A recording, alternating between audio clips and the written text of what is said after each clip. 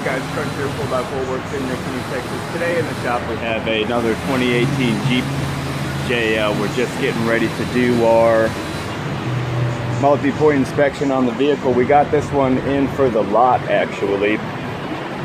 We're gonna put a lift on it and put it up ready for sale.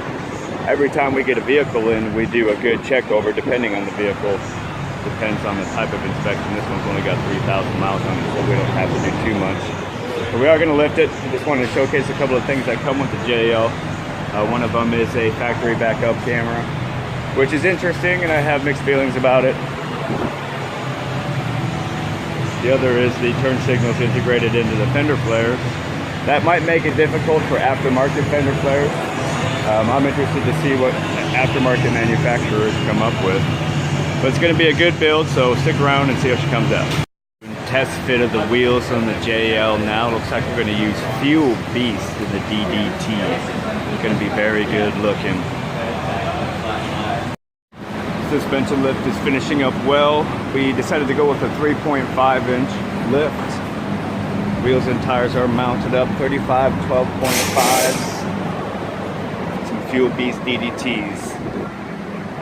Very nice package.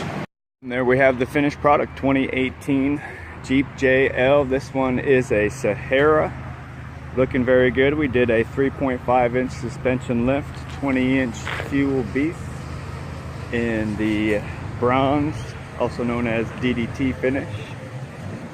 We did a set of 35 12.5 20s, Hercules TerraTrack MTs. Very, very spectacular looking. I'm actually going to take this Jeep and stick it next to a white JKU, and maybe we'll do a little bit of a comparison, so stay tuned for that video.